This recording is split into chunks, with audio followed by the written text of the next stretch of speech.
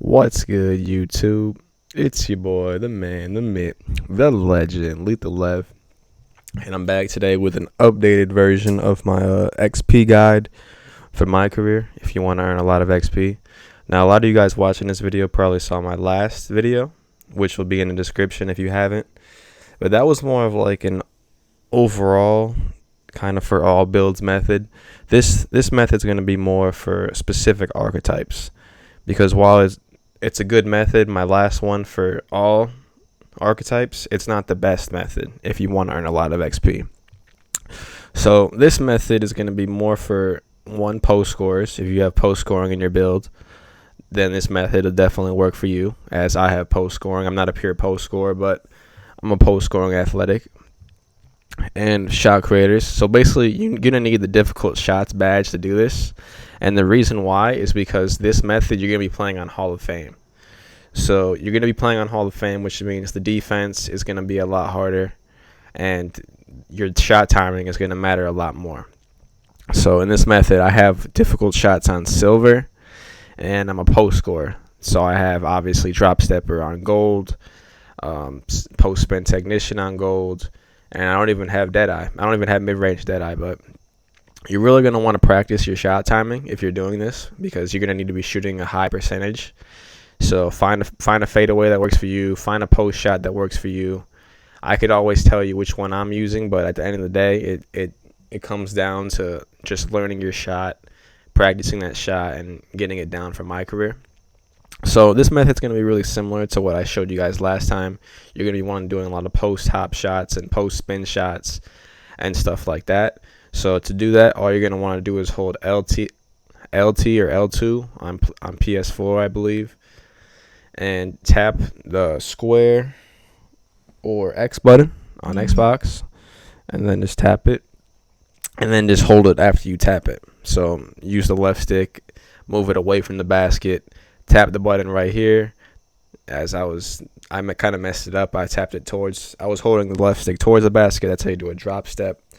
But what I like doing is I like going for drop steps before I get takeover. And then once I get takeover, I start doing the post fades, and I start doing all that, post hop shots and stuff like that, because I want to make it easier on myself. But this is how you're going to be earning a lot of XP. As you saw, I just used a timeout when I didn't have one. And I did that so that I could control the score and make the game go into overtime. And the reason I made the game go into overtime is because you get a clutch basket boost. So when the score is close, you actually are getting way more XP, as you'll see at the end of the video, than when you're blowing out the CPU, which is why I actually recommend, if you have a post score or a shot creator, that you keep the game, you put the game on Hall of Fame, and you keep it close.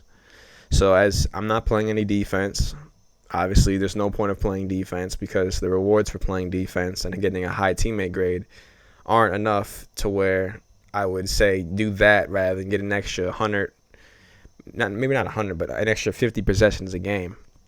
I would much rather have the CPU scored within 10 seconds than have to sit there for 24 seconds and have them waste the clock, because you want to have as many offensive possessions as possible. So I let them score real easily. That way I can get my point total up, keep scoring.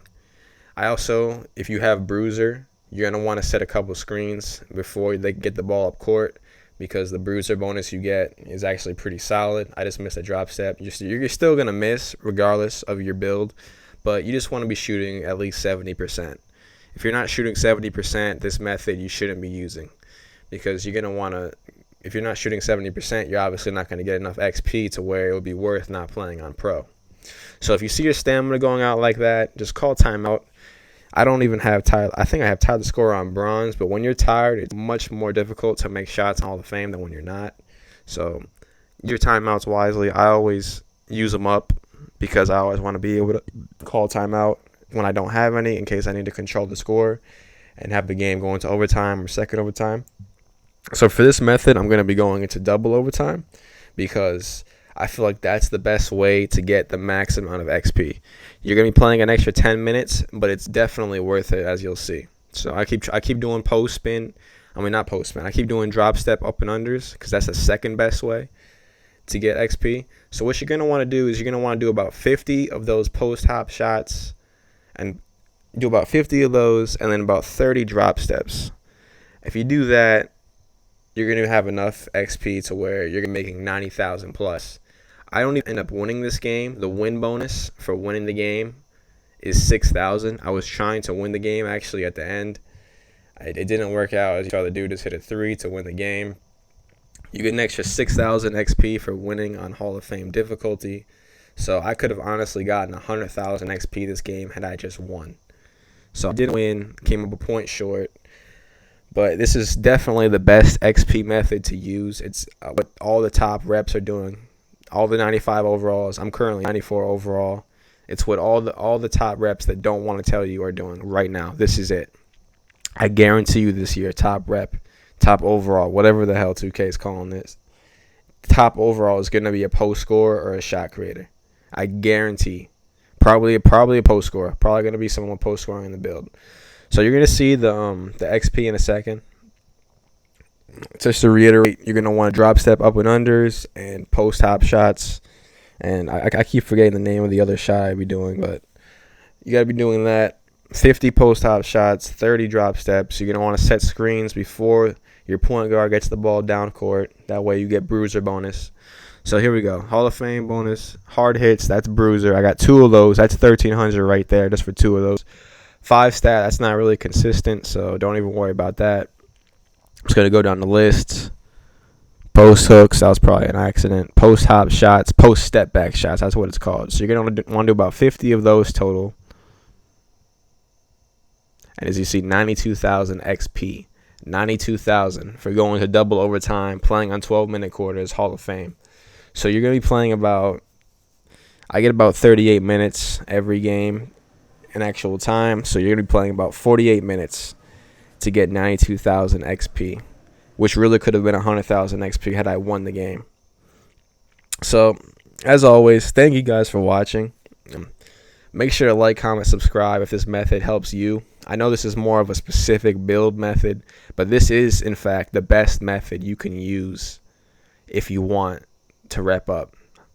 I know that 2K kind of screwed up the methods because obviously some builds are going to be better at repping up than others. Obviously, if you're a lockdown, it's going to be a lot more difficult to rep up than it is if you're a post scorer or a shot creator or someone that can shoot. It's going to be a lot more difficult. They did say they are going to be buffing lockdowns in mycareer to help them out tomorrow. Actually, today, when this video goes out, it's going to be on the 18th. So, thank you guys for watching. Share the video, like the video, turn post notifications on. I'm about to hit 7,000 subscribers. Thank you guys so much. It's been your boy Lethal, signing out. Peace. Oh, follow me on Twitter, Twitter/LethalLeft in the description. Peace out, y'all.